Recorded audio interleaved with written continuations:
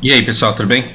É, Tem um de vocês que eu tô louco para chamar aqui, porque tá fazendo faculdade tá estudando geopolítica e tem muito a me ensinar.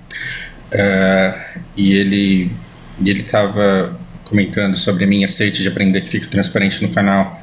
E sim, eu não tenho compromisso nenhum, tá certo? Um político, quando ele fala o que ele vai fazer, ele tem que stand their ground, né? Ele tem que manter a palavra dele. Por quê? Porque quando ele fala que ele é a favor de alguma coisa, ele vai engajar um monte de gente que também é a favor. E ele tem que continuar a favor. Ele não pode falar eu pensei bem e eu vi que não é assim. Porque senão ele perderia toda uma base eleitoreira e teria que talvez engajar outra.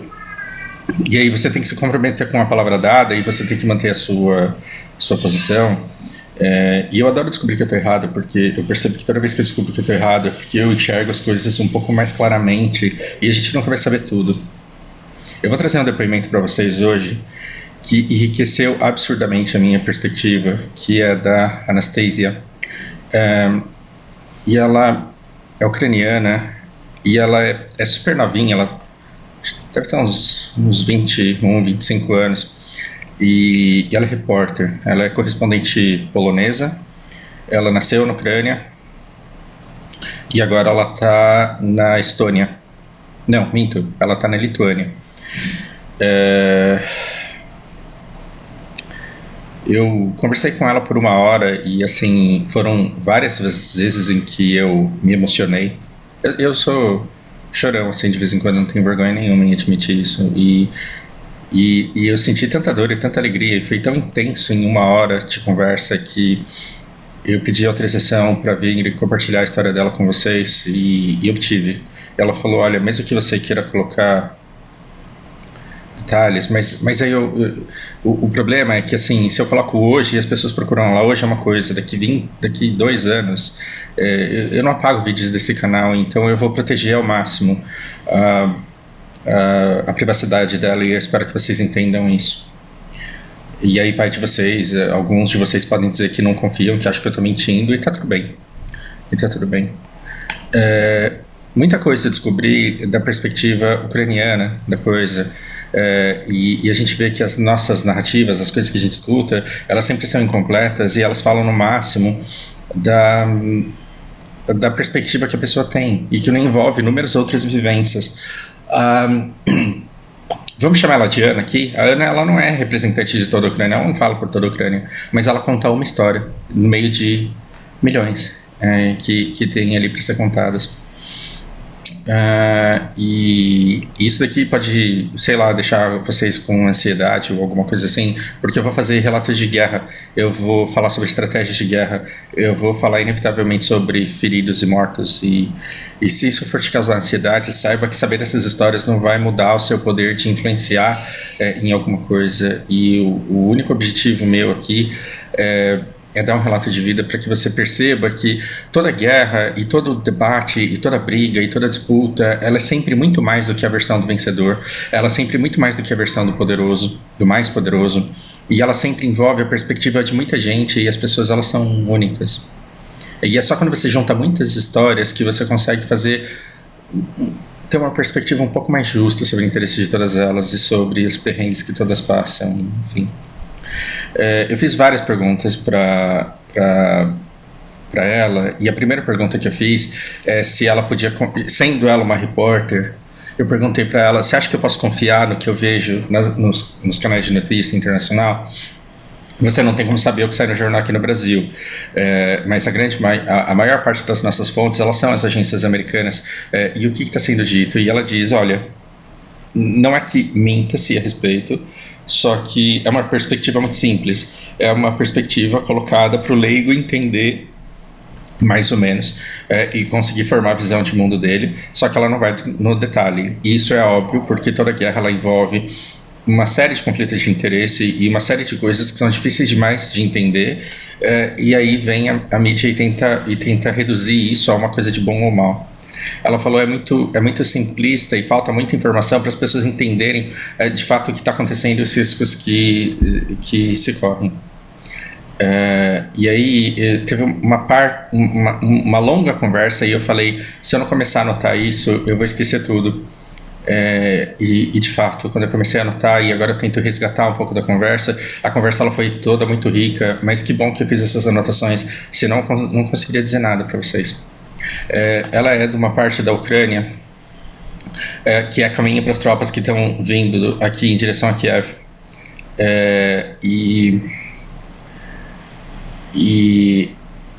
Bom, aqui a gente entra inevitavelmente na estratégia militar, né?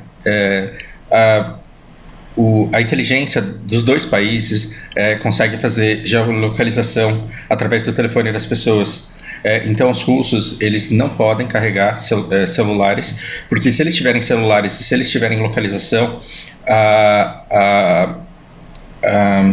os militares ucranianos eles conseguem localizar esses tanques e abater esses tanques. Então os russos eles estão vindo sem direcionamento.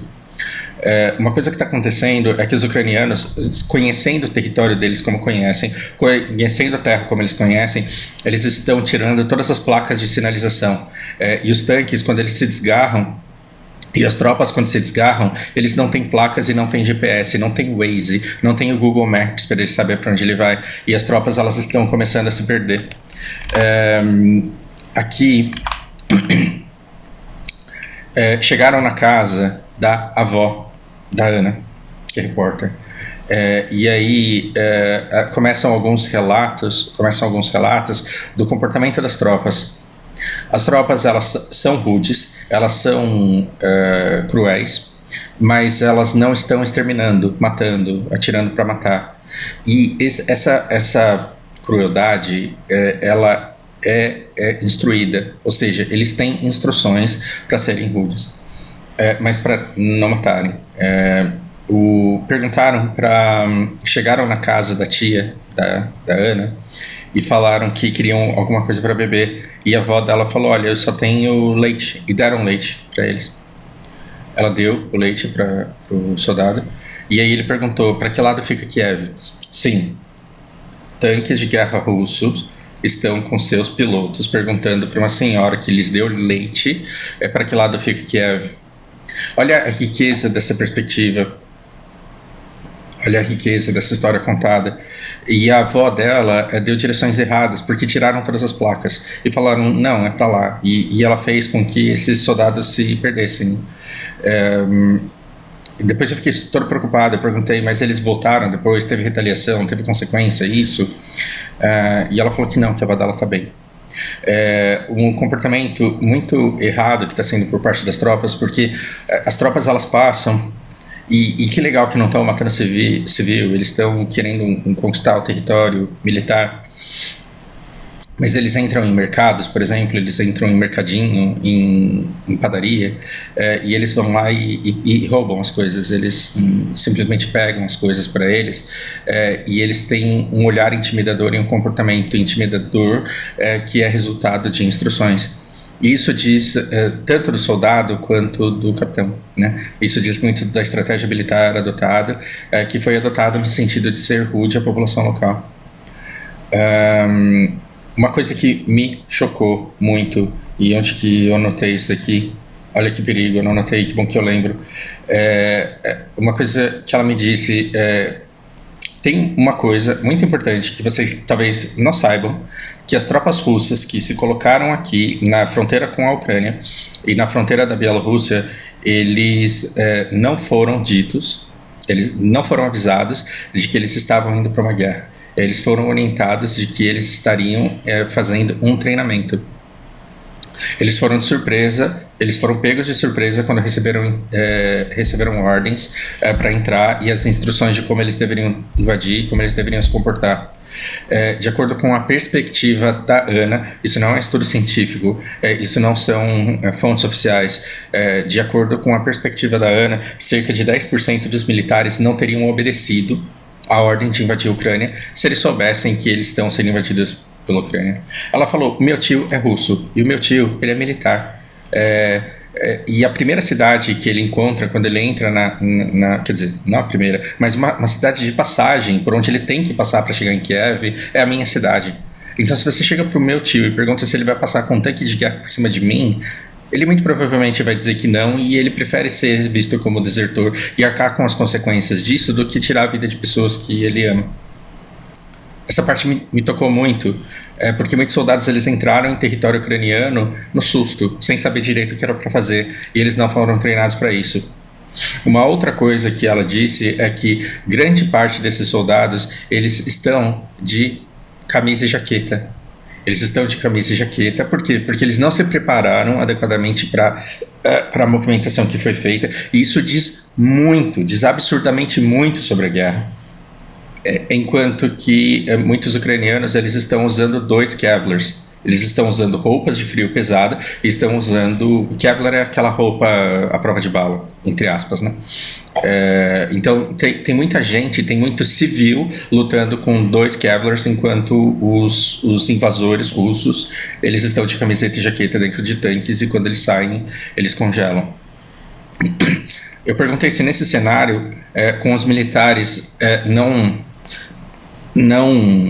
orientados, não preparados, não satisfeitos, tendo que invadir pessoas que muitas vezes eles amam e conhecem, você estava vendo deserções. E ela disse que tem gente desertando. Então tem muitos soldados russos largando armas e desaparecendo no meio do mato, tem muito russo saindo de tanque, largando o tanque e indo embora. Olha como mudam as perspectivas de mundo, e a gente não tá aqui para dizer quem tá certo. Se você perguntar para mim a minha perspectiva e perguntar para alguém, meu vizinho aqui, o que ele pensa de Aracaju, os depoimentos vão ser completamente diferentes. Gente, se você perguntar para 10 vizinhos meus em volta dessa praça que eu moro aqui, como que é Aracaju, eles vão dar 10 realidades completamente diferentes da minha cidade. Isso não significa que eles estão mentindo, isso não significa que eu esteja mentindo. É o mundo como nós vemos, a maneira que eu vejo o mundo é diferente do jeito que a dona Sandra ali enxerga o mundo dela. Vocês lembram que eu contei que o Alex, ele falou, cara, imagina você dar um monte de arma para os mexicanos e os Estados Unidos invadem o México. Você acha que os caras vão pegar essas armas tudo e vão defender o país deles? Eu falei, não tem o menor cabimento. E a Anastasia, ela já vê a coisa de um outro jeito. Ela fala, o nosso pessoal ele é treinado. Tava todo mundo esperando que essa guerra acontecesse. A posição da Rússia era se um dia eles iam atacar ou não. A posição da Ucrânia era quando é que eles iam atacar. Então eles se prepararam a vida inteira para isso, e eles sabem utilizar o maquinário que está sendo abandonado. Então quando um russo ele abandona um tanque, quando o russo ele abandona uma arma, os ucranianos eles pegam esse tanque, pegam essas armas e conseguem usá-las. Isso foi um ponto muito relevante, muito chocante para mim da conversa.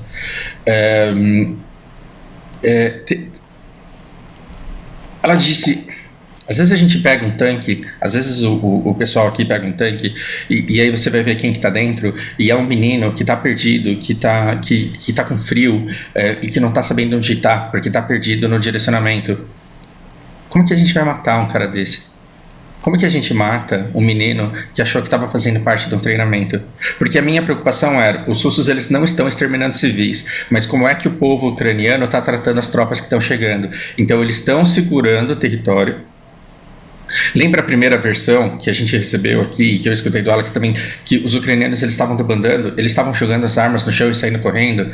É lógico que eles jogavam as armas no chão e saíam correndo, porque eles não sabiam o que eles estavam enfrentando, o que é que vinha, não tinha orientação, não tinha organização, bateu uma incredulidade, um desespero, então eles saem.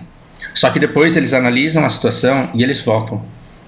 É claro que com 2 cabos você fecha o STF. É muito fácil você chegar com 2 cabos lá, apontar arma em todo mundo e falar vaza. Agora, acabar com a instituição, destruir instituições que se fortaleceram ao longo do tempo, é diferente. Que dirá a nacionalidade de um país? Então, não é porque as tropas elas estão passando por aqui. Não é porque o cara que está aqui, não é porque o cara que está aqui jogou a arma no chão e se rendeu, que esse território está permanente conquistado, porque esse era um soldado que segurava uma posição em volta de um lugar onde está todo mundo defendendo as suas próprias casas. E existem... A Ucrânia, eu descobri agora pelo menos, ela é extremamente organizada no sentido de ter posições estratégicas de defesa. E essas pessoas, os militares e os civis voluntários, eles têm fila de ocupação nessa posição.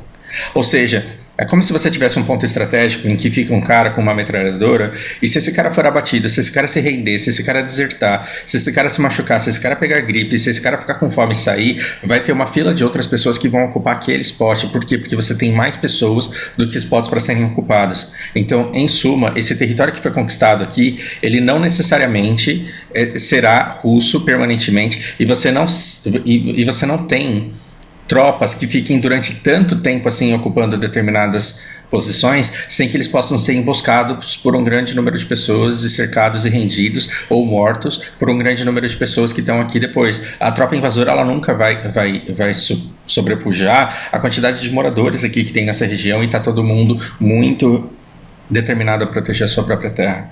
A Anastasia é diferente do Alex, que tem vergonha do que o governo russo está obrigando os russos a fazerem. Ela está com muito orgulho do comportamento das pessoas que estão na terra dela. E aí eu perguntei para ela e ela me contou uma coisa muito engraçada. Eu falei, como que vocês estão tratando como que vocês estão tratando os rendidos, os conquistados? Mas aqui era para falar do Lost and Found. Do Achados Perdidos. Ela falou, tá fazendo muito bem para a moral ucraniana o monte de vídeos que a gente está fazendo dos russos rendidos.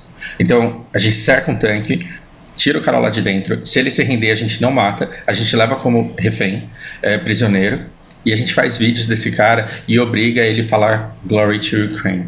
Então tem muito vídeo rolando nos grupos internos deles em que os russos eles gritam glória à Ucrânia. Não tem aquele negócio de Game of Thrones que você falava alguma coisa de um lado e o outro falava alguma coisa do outro. É que na época eu lembrava, mas é que agora já passou tanto tempo que não lembro mais. Que era um cara tem que morrer, o outro não, um falava uma coisa e o outro respondia. Tem um cumprimento parecido com isso lá com eles. Então o primeiro, ele fala, gente, eu leio igual uma criança de 5 anos, vocês me desculpem. Slava Ukraine. Slava Ukraine. Que é glória à Ucrânia. E aí o cara que responde, ele não responde a mesma coisa. Ele fala Heroian Slava, que é glória ao herói. Então, as pessoas se cumprimentam na cidade assim, glória à Ucrânia, glória ao herói.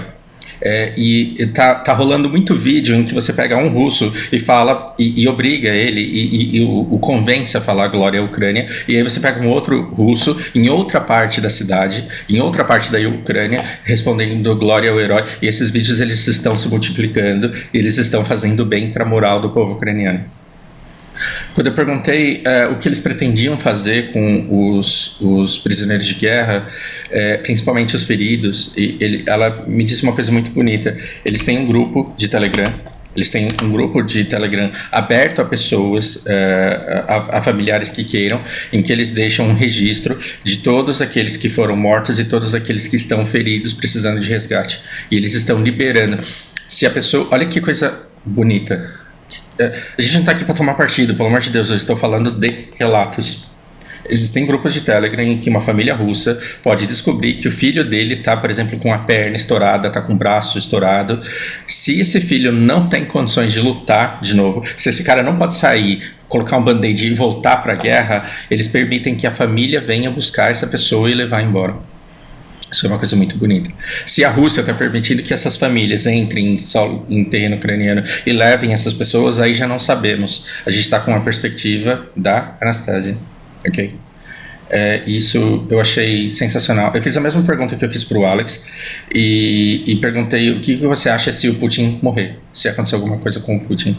O Alex ele entrou em choque, ele falou, nunca pensei nisso na vida, e isso diz muito sobre como é que a propaganda russa faz a imagem do Putin. Isso eu coloquei no vídeo anterior.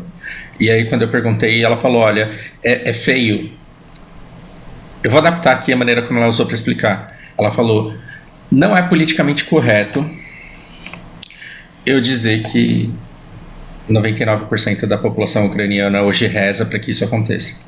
É feio torcer pela morte de uma pessoa, mas é o que a gente está torcendo, porque a gente acredita que a Rússia hoje seja controlada por 3 grandes pessoas Então, pela vista ocidental, a gente acha que está tudo centralizado no Putin e que ele é o pica-grossa que manda em tudo, absolutamente tudo. Ela diz que o Kremlin é coordenado por 3 pessoas muito fortes, dentre as quais Putin é somente uma delas. E tem 3 pessoas que, se caírem, o Kremlin fica completamente perdido. O Kremlin não vai saber o que fazer, e aí pode sim haver aquela guerra civil, aquele conflito civil por poder e sucessão, que o Alex mencionou na conversa que eu tive com ele. Outra coisa que ele mencionou, uma coisa que foi muito impactante para a moral deles, é que as tropas da Chechênia foram deslocadas para invadir a Ucrânia. E aí quando eles chegam, e o povo da Chechênia, ele é muito visto como um povo muito forte, muito parrudo, muito agressivo, muito bélico, muito poderoso. É como se eles fossem os hunos ali daquela região, é como se eles fossem os caras do CrossFit. E o conflito entre os ucranianos e os chechenos, de acordo com Anastasia, durou menos de 3 horas. Em menos de 3 horas, eles já tinham vencido e rendido e resolvido o conflito com essa tropa que vinha da Chechênia. Eles também estão muito empolgados com o fato de, além de ter desertores, além de ter pessoas que se perdem, simplesmente largam os tanques e vão tentar refúgio, tem aqueles que estão sendo parados, de fato parados, e tudo isso vai engrossando um pouco o poderio militar da Ucrânia. Ou seja, a Ucrânia, a Rússia, nesse momento, está fazendo com a Ucrânia o que os Estados Unidos fez com o Irã. Iraque, na verdade, né? E com o próprio Afeganistão, com todos os armamentos que eles largaram. O Al-Qaeda, o Talibã, ele foi armado pelos próprios Estados Unidos. É mais ou menos isso que está acontecendo. Eles têm grupos de WhatsApp. Deixa eu ver se eu falo isso em algum outro lugar. Eles têm grupos de WhatsApp em que os moradores locais, eles vão se subdividindo em grupos e categorias. Tem aqueles que se voluntariam para lutar e eles vão substituindo posições específicas, mas todos os civis, quando eles veem movimentação de tropas militares, eles já postam no grupo de Telegram, já dizem onde é que está tendo movimentação de tropa. Aí você tem os civis que causam distração e que param eles, e depois você tem a força bruta que chega e que resolve o assunto. Meu Deus, eu não sei nem se eu devia estar falando isso, mas quem sou eu? Se eu vou ficar famoso na Rússia? Claro que não. É mais ou menos assim, tem 10 tanques vindo aqui, e aí os civis eles vão dar um jeito de parar esses tanques. O que eles estão fazendo? Eles estão destruindo equipamento, eles estão aceitando rendimento, e eles estão levando reféns. Mas quando... Por exemplo, eles usam de diversas artimanhas de criar obstáculos, e teve casos em que até fazer um cordão de 200 pessoas na frente do tanque, para ver se o tanque passava por cima de todas elas, foi tentado. Então, pessoas de determinado bairro da cidade dela, 200 pessoas, entre idosos, né, eles entraram na estrada por onde os tanques estavam passando e ficaram lá vendo o que ia acontecer. Se atirassem, eles iam tentar se proteger, eles iam tentar sair da frente, talvez eles não ficassem ao ponto de ser atropelados, mas aí eles conseguiram fazer que os tanques desviassem. Aí chegou uma outra tropa num lugar em que esses tanques não tinham mobilidade e cercaram, e aí vem a principal com força bruta, pedindo rendição, então eles atacam. Que foi o caso desse bloco de 200 civis aqui, né? E aí todas essas coisas, elas vão engrossando o caldo. Gente, tudo aquilo que a gente vê em jogo de estratégia de guerra está acontecendo diante dos olhos dele. Não que isso seja bonito e não que isso seja o que eles queiram, mas eles estão defendendo a casa deles, e esse tipo de coisa está acontecendo. Então eles descobrem dentro do exército um cara que tem um amigo russo que faz parte do exército, e estão convidando esses caras a se infiltrarem em grupos em que eles propagam desinformação. Olha que sensacional. Embora os caras que estão lá, eles não possam andar com celular por conta da geolocalização, talvez eles estejam recebendo ordens por rádio, e o o operador do rádio, ele está sendo enganado, engodado a fazer parte de um grupo de Telegram de civis que falam sobre a posição deles, e eles estão colocando desinformação, eles estão dando falsos alertas sobre o posicionamento, e eles literalmente estão lurando o exército russo para determinados pontos em que eles acham que eles vão encontrar um grande poderio militar, só que eles estão sendo interceptados no meio do caminho e abatidos, ou então tendo seus equipamentos roubados. Vejamos. Depois, a população ela está sendo orientada também à possibilidade de fazer coquetéis Molotov. Então, mesmo as pessoas com debilidade, se elas moram em lugares altos dos prédios, elas podem, por exemplo, parar tanques com os coquetéis. E os civis, eles estão muito engajados em fazerem isso. Aí a minha pergunta foi, quando isso acontece, eles atiram de volta? Porque uma coisa é uma senhora de 70 anos jogar da janela do 5º andar um coquetel Molotov e ele parar um tanque. Mas esse tanque vai virar o canhão para ela e vai atirar de volta. Ele fala, olha... eles atiram de volta, sim. E tem os atos extremos de guerra que não podem ser vistos como todo o exército. Por exemplo, aquele trator que passou por cima de um carro, teve um... espera-se que, se você está fugindo como civil, você pelo menos ande devagar se você está indo na direção de um tanque. Porque se você vai muito rápido na direção do tanque, ele não tem condições de te estudar, e num reflexo, com medo de ser abatido, ele vai te abate antes. Então, tem imagens de carros em uma certa velocidade passando no tanque, e o tanque explodindo meio que o carro. Essas coisas elas estão gerando comoção, mas são atos, entre aspas, isolados. Mas sim, embora alguns se rendam e alguns parem, alguns eles chutam de volta ao revólver, né? Alguns eles atiram de volta e acabam abatendo civis. Quando eu questionei isso daqui, eu não lembro que anotação que é essa, mas...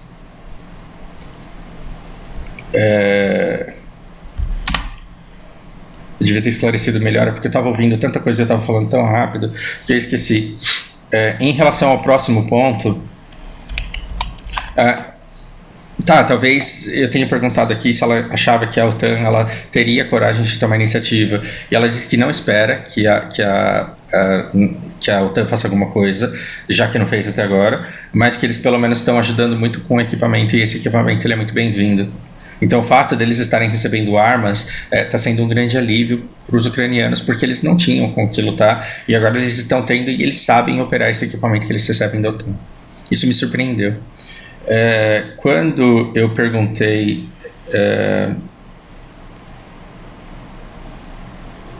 quando eu perguntei quem era o inimigo, porque eu perguntei,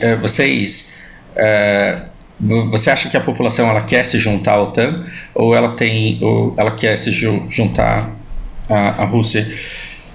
Grande parte da população. E ela diz, a Ucrânia nunca quis se juntar com a Rússia, nunca quis, e a Rússia ela sempre foi uma ameaça, e a OTAN, eles sempre pediram para entrar na OTAN. Não é que a OTAN tenta engodá-los, não é que a OTAN tenta manipulá-los, não é que a OTAN tenta puxá-los para dentro dela. De acordo com a perspectiva de Anastasia, eles pedem para entrar para a OTAN e não conseguem. Por quê? Porque existem vários requerimentos para se entrar na OTAN que a Ucrânia não preenche. Ela tem falta de transparência no governo, mas principalmente ela tem falta de poderio militar. Você precisa alcançar determinados padrões de nível militar e horas de treinamento militar, coisa que a Ucrânia não consegue ter, portanto ela não consegue lugar. Mas ela sempre quis isso e ela sempre pediu isso. Então, ela diz que a Ucrânia ela quer entrar na OTAN desde que a OTAN existe. Se a Rússia vai deixar que isso aconteça, não sabemos, mas essa é a intenção. E ela diz, o Putin ele fala que nosso governo ele é terrorista, que nosso governo é neonazista, que nosso governo é isso, que nosso governo é aquilo, e ele quer anexar porque ele fala que somos todos russos porque falamos todos a mesma língua. E ela me deu um paralelo muito bom. Ela falou, olha... você é do Brasil, certo? Sim. Vocês falam português aí, certo? Certo. Então, Portugal também fala português.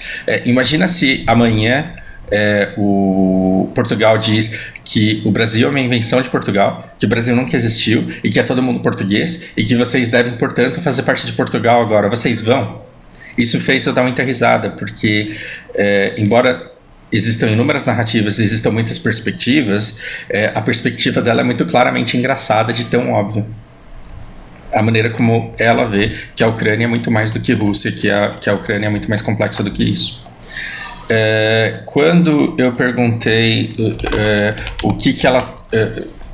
desses países bálticos aqui, o que ela acha, ela disse o seguinte, cara, o Putin não está dando conta da Rússia.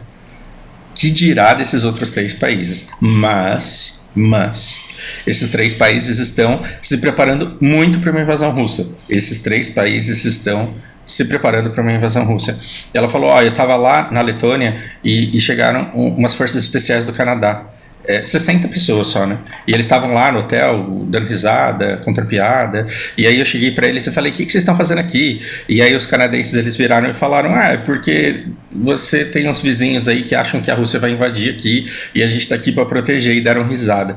60 soldados da tropa especial canadense falando que vão tancar os russos querendo entrar na Letônia, mas ok.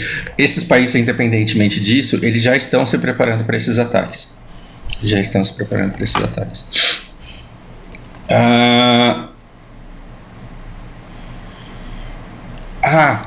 Outra coisa assustadora é que o Putin, ele puxou as tropas que estavam lá na China, colocou na borda ucraniana, fez com que tropas entrassem na Bielorrússia e ficou aqui perto dos acessos, que eu não sei nem se existem, a Kiev. Enfim, agora está tendo uma movimentação de tropas russas dentro da Bielorrússia para ficar perto da fronteira da Polônia. E isso é uma insanidade, de acordo com a Anastasia, porque se eles não estão ganhando nem na Ucrânia, o que os caras vão provocar lá na Polônia? E aí você já começa a mexer com o tanque, né? E aí, assim, não, mas e aí ela zoou com a minha cara nessa hora. Eu falei, você não acha que essa movimentação é só uma demonstração de força? Do tipo, estou dando conta da Ucrânia e ainda estou tacando terror no outro país? Aí ela deu risada. Ela falou, aquele papo, né? Aquela ideia awkward, desengonçada, de achar que todo mundo que estava aqui na fronteira da Ucrânia era só uma demonstração de força e ninguém achava que ia dar em alguma coisa, e olha no que deu. Então você não sabe o que passa na cabeça do cidadão. Esse foi um momento foi um momento tragicômico da nossa conversa, porque eu dei risada, embora fosse um momento muito tenso assim da nossa conversa. E aí eu perguntei sobre mortos. Eu falei, a gente o tempo inteiro recebe notícias de baixas, e tem muita desinformação nisso. A parte dos interesses do que vai ser publicado, como que você acha que estão os números de baixa? Ela falou que a Rússia perdeu, entre desertores e mortos, 5.000 pessoas. Os russos realmente estão morrendo porque eles estão passando por emboscadas e eles estão ficando no meio do caminho. E os ucranianos perderam só 300. Então, um de vocês postou aqui no meu vídeo anterior dizendo que o mundo está repleto de histórias de Davi e de Golias. Sim, e aqui nós temos um claro exemplo, que todo o exército desmotivado do Putin, que não sabia que estava indo invadir a Ucrânia, e agora que sabe que não está com vontade de lá fazer, talvez eles causem um estrago muito menor do que os Davis da Ucrânia, que estão lá para proteger o território deles, que eles não querem perder, porque lá atrás está a mãe, está a avó, está a tia. Ela diz também que coisas que ela não esperava que o Ocidente fosse fazer. Ela não achou que tirariam a Rússia do SWIFT, e tiraram. E ela não achou que a Alemanha ia mandar armamentos para a Ucrânia. Ela falou, cara, eu tinha certeza que a Alemanha não se posicionaria nesse quesito. Porque ela falou, olha, porque estava a Espanha, estava Estados Unidos, estava a Inglaterra, mandando isso, mandando aquilo, mandando armamento, fuzil, tanque, e aí vai a Alemanha e faz um meme que vai entrar para a história. A Alemanha nos mandou 15.000 capacetes. Não foi Kevlar, não foi roupa de combate, não foi colete à prova de balas. A Alemanha mandou 15.000 capacetes e nenhuma arma. Por que isso é meme? Porque isso é puta que pariu, como eu tô em cima do muro.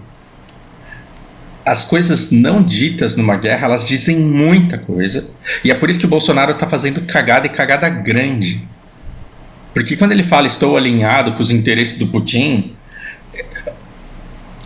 para a OTAN, das duas uma. Ou o Bolsonaro não fazia ideia qual era o plano do Putin, e aí ele é um incompetente, cabação, burrão, inocente, enganado, manipulado. Ou ele sabia e ele apoia, e aí ele é um traidor e é um inimigo. Aí quando ele vai na OTAN, ele vai lá e repudia o ato do Putin. Ou seja, ele perde para os dois lados. Ele perde para os dois lados. Ah, mas repudiei, mas não repudiei direito. Mas aí assina um papel, mas não assina o outro. Aí fala que não, que a gente tem que conversar, mas aqui ele é um cara que não se posiciona. O silêncio diz muito. E os 15 mil capacetes da Alemanha disseram muita coisa para os ucranianos. Que é do tipo, eu não quero que ninguém morra. Olha o que esse capacete representa. Eu não quero que ninguém morra, mas também não quero que vocês matem ninguém. Eu não quero confronto. Com os caras com aquele interesse no gás, com interesse num monte de coisas. A Alemanha estava muito em cima do muro. E aí, de repente, uma coisa que ela não achou que aconteceria, a Alemanha sai de cima do muro e começa a mandar armamento para a Ucrânia. Eu estava subestimando o valor dessas doações de arma. E agora eu estou vendo que a Ucrânia é um país com pessoas que sabem como usar esses equipamentos e que estão loucos por esses equipamentos, que vão fazer bom para eles, bom uso disso. E aí ela elogia e ela fala, olha, eu tenho muito orgulho da diplomacia da Ucrânia, porque no começo da conversa, tava todo mundo, vamos vendo o que vai dar. Tava todo mundo achando que a Ucrânia ia capitular e que não ia se render, né? E tava tudo muito reticente em tomar medidas mais drásticas. Mas é claro que foi uma análise criteriosa de todos os fatores envolvidos, mais o tempo para pensar. Mas também ela diz, a diplomacia, ela teve um papel muito importante, porque ela convenceu muita gente que não estava disposta a ajudar a começar a ajudar de fato agora.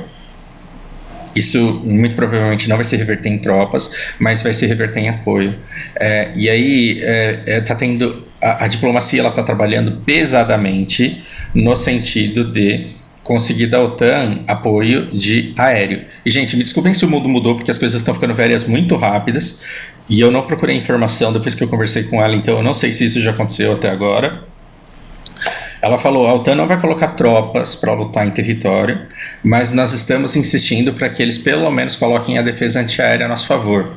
Se a gente tiver a defesa antiaérea da OTAN, porque eu fiz uma pergunta para ela, muito genérica, do tipo, eu sei que isso é impossível de prever, mas quanto tempo você acha que essa guerra dura? E ela disse, se a gente conseguir o apoio antiaéreo da OTAN, a guerra acaba em 2 dias. Porque Kiev está sendo atacado pelo ar, porque as tropas no chão da Rússia não conseguem chegar lá, porque o povo ucraniano não está deixando isso acontecer. E assim, o olhar de esperança dela de que isso aconteça me arrancou lágrimas na hora, porque ela se emociona assim, e ela se emociona com muita fé de que isso aconteça, porque isso acabaria com tudo em 2 dias. E aí na hora eu não consegui e comecei a chorar com ela. Lembra que eu falei que um de vocês me perguntou pelo que ele deveria rezar? Eu sei que você não acredita em nada, mas eu queria muito, eu preciso de saber pelo que eu rezo. E a minha resposta foi, olha, reza para que o Putin faça alguma coisa que permita a OTAN mover o tabuleiro de maneira que ele não possa mais fazer nada e não possa atacar mais. Reza para que o Putin ele seja colocado numa situação em que ele não possa mais atacar, porque aí pelo menos a guerra acaba e depois a gente pensa de cabeça fria como que vai resolver esse negócio aí. Isso seria uma boa razão para se pensar. Então, para você que me perguntou pelo que rezar, reze para que... Ó, que coisa objetiva, fica mais fácil pedir desse jeito, né? Desculpa, não tô... Juro que eu tô fazendo pouco caso da sua fé, muito pelo contrário, eu tenho inveja. Rezar para que a OTAN forneça bateria antiaérea sem se envolver e sem iniciar uma terceira guerra mundial seria uma grande coisa, porque aí Kiev não seria tomada e a Rússia seria humilhada no cenário mundial e teria que voltar para a casinha dela com as sanções que ela vai ter que arcar. E oremos para que essas sanções não façam com o povo russo o que foi feito com o povo alemão depois da Primeira Guerra Mundial, para que não tenha a próxima. eu perguntei se ela está passando necessidade, se ela está passando falta de recursos, se ela está passando como que vão ser as aulas daqui para frente. E ela falou, olha, PayPal não funciona na Ucrânia nem na Rússia. Eu consigo porque eu tenho uma conta na Polônia, mas o SWIFT na Ucrânia vai ficar tudo bem, as sanções elas todas serão russas. O problema não é esse, o problema é que não é que falta dinheiro, falta o que comprar. Então tá todo mundo igual, porque você tem dinheiro para comprar as coisas, eu tenho emprego e eu tô ganhando meu salário. Mas aí eu vou no supermercado e tem. Quer dizer, se ela estivesse na Ucrânia, né? Se eu estivesse na Ucrânia, eu iria ao supermercado. Minha avó tá passando necessidade. Ela falou, minha avó tá passando necessidade. Por quê? Porque é fila para comprar água e não tem, fila para comprar combustível e não tem, vai no supermercado e não tem comida. Vão dar um jeito? Vão dar um jeito. Mas isso leva tempo e tá todo mundo passando perrengue lá. Ela me contou que a coisa que mais desespera é porque, assim, ela estava na Letônia, agora ela está na Lituânia, ela está indo para a fronteira da Polônia para pegar algumas pessoas e levar para lá. Então, muita gente que veio da Bielorrússia e entrou na Polônia, ela está indo na fronteira da Polônia para pegar algumas pessoas e levar para cá, pessoas conhecidas dela. Ela fala, olha, é desesperador saber que eu moro aqui e que eu não posso voltar para casa. E aí eu falei, você não pode voltar porque você é proibida de entrar lá ou porque... E aí ela ficou meio brava, ela falou, não, cara, eu não sou proibida de entrar no meu país. Aqui pergunta a Nube, né, que cabaço que eu fui. Ela falou, não, cara, eu não sou proibida de entrar no meu país, mas como que eu vou fazer isso? Imagina o risco, imagina a escassez a qual você se expõe. E transitar por lá tá complicado, porque por onde ela anda, ela é reconhecida como russa no trabalho que ela faz e tem todo um clima de tensão onde quer que ela vá. E aí eu quero terminar esse vídeo, que assim já teve muito tempo e teve muita informação, com uma história muito fofinha que ela falou, olha, eu tenho uma outra aluna de russo, que também é brasileira, e essa minha aluna que mora no Brasil e que nunca veio para esses lados, ela tem uma amiga da Bielorrússia que ela conheceu no intercâmbio que ela fez na Europa. Olha que mundo doido. Uma brasileira veio para a Europa, não sei que lugar daqui, ela fez um intercâmbio, conheceu uma menina da Bielorrússia. Essa menina da Bielorrússia, ela tá cagando de medo do que pode acontecer no país e tá querendo sair de lá. Ela que também dá aula para essa menina, ela que é amiga e que também dá aula de russo para essa menina que é aluna da Anastasia, entrou em contato e falou que queria sair dali. A brasileira entrou em contato com a Anastasia. Essa amiga dela foi até a fronteira, ela pegou essa pessoa e amanhã e levou para a fronteira da Polônia. Então olha que legal, é uma pessoa que não teria recursos próprios e que não teria condições de sair daqui e que através de contato, através de rede social, de rede social, não digo Facebook, de engenharia social mesmo, através das conexões que ela... Engenharia social é outra coisa, desculpa, eu me atrapalhei. Através de pessoas conhecidas que lhe querem bem, ela conseguiu escapar de um cenário que ela não considera favorável e agora ela está em relativa segurança, num país que está bem protegido. Eu espero que, se você chegou até aqui, nesse áudio super longo, eu espero que você perceba... Isso daqui é a pauta que eu estou querendo fazer, que eu estou querendo perguntar.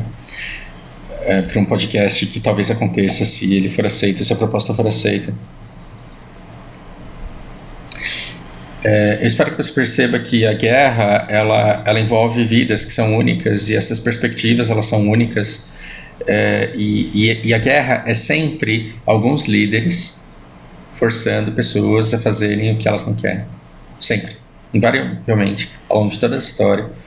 Guerras são conflitos de interesses de pessoas extremamente poderosas usando a vida dos outros para lutar em uma batalha e ver quem leva mais.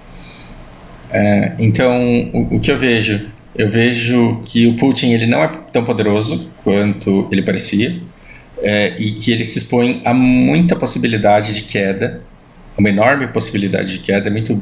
Eu tava com medo do que o Putin pudesse fazer com o mundo, principalmente aliado à China, mas ele deu tantos passos errados que eu acho que dificilmente ele sobrevive na posição em que ele se colocou, porque você tem um povo que não cansa de protestar.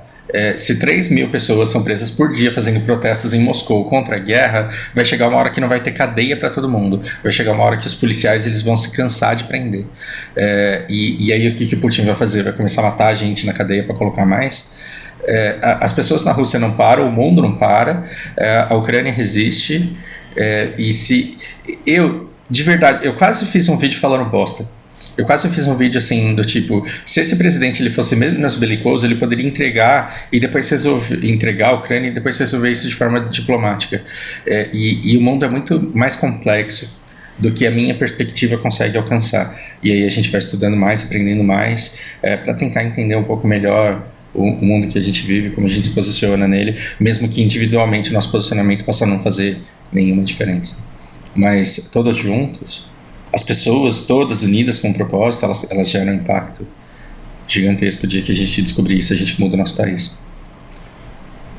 Obrigado por ter escutado até aqui. Precisava muito desabafar, precisava muito compartilhar isso. Por hora é isso, um grande abraço.